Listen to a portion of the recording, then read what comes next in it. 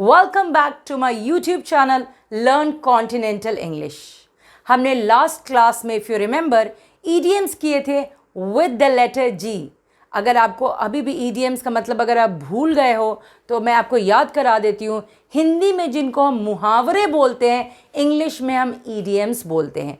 अगर आपको अच्छे इंग्लिश लिखना है, अच्छे इंग्लिश बोलना है, कॉम्प्रिहेंशन पैसेजेस में अच्छा करना है तो ये ईडियम्स जानना बहुत ही ज़रूरी है आपके लिए। So without wasting time let us do 5 important and most common idioms, most important ones with the letter H. The first idiom with the letter H is hard to swallow, जिसका मतलब होता है डिफ़िकल्ट टू बिलीव। कभी कभी ऐसा कुछ हो जाता है ना जो हमें विश्वास ही नहीं होता है कि अरे ऐसा कुछ हो गया। सो हार्ड टू स्वॉलो का मतलब क्या हो गया? Difficult to believe. सेकेंड है hands are tied. Hands are tied का इंग्लिश मीनिंग हुआ you are prevented from doing something because it is not in your power. Okay, इसका हैंड्स आर टाइड का हिंदी मतलब हुआ कि आप कुछ कर नहीं सकते हो। Y?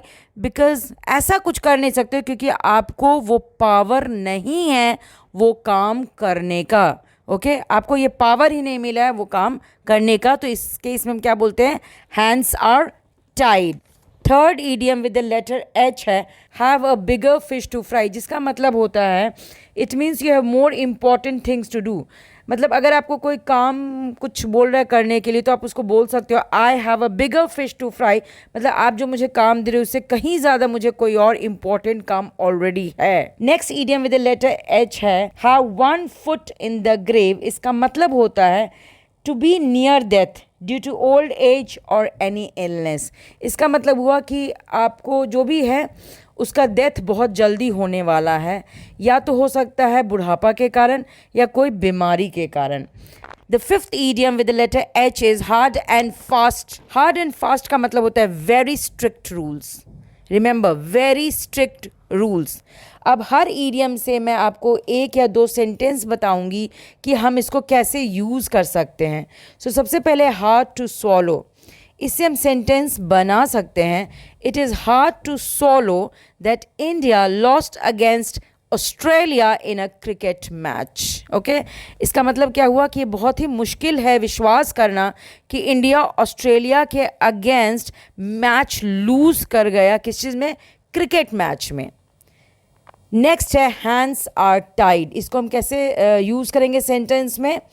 In CBSE affiliated schools the teachers cannot physically hurt the children because their hands are tied.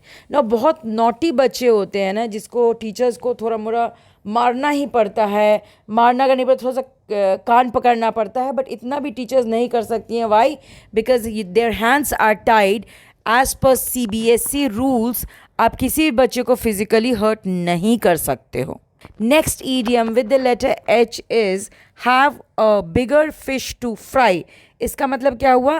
मैं अभी जस्ट आपको बताई हूँ कि आपको कोई और डिफरेंट वर्क है जो कि प्रेजेंट वर्क से ज़्यादा इम्पॉर्टेंट है जो आपको करना है। तो आप इसको कैसे बोल सकते हो?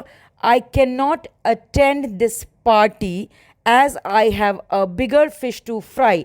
सपोज़ कि आपको किसी पार्टी में जाना है बट ऑलरेडी आपका एग्ज़ाम है स्कूल में, तो आप क्या बोल सकते हो कि मैं इस पार्टी में नहीं जा सकता हूँ because I have a bigger fish to fry. It means इससे भी ज़्यादा आपके पास ऑलरेडी कोई वर्क है करने के लिए।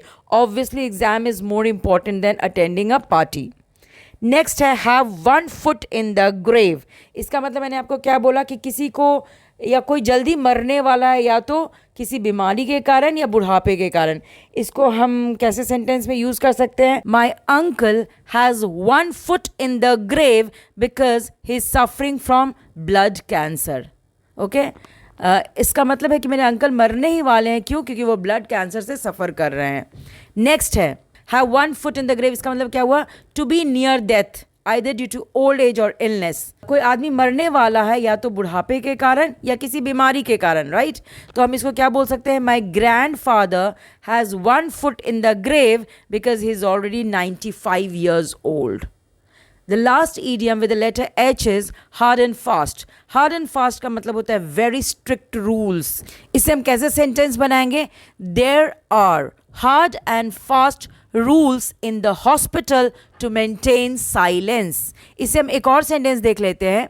The hostel has hard and fast rules which does not allow children to go out at night.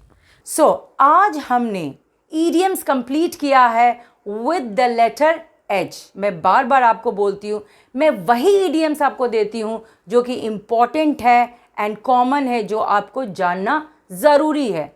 Next class miss नहीं करना है. रीज़न कंसिस्टेंसी मेंटेन रखना है. सो नेक्स्ट क्लास में हम idioms करेंगे with the letter I. Okay अभी तक आपने मेरे चैनल लर्न कॉन्टिनेंटल इंग्लिश को लाइक नहीं किया, सब्सक्राइब नहीं किया, शेयर नहीं किया, please go ahead, like, subscribe and share my channel learn continental English. Let's learn, let's connect, let's enjoy together. Thank you everybody.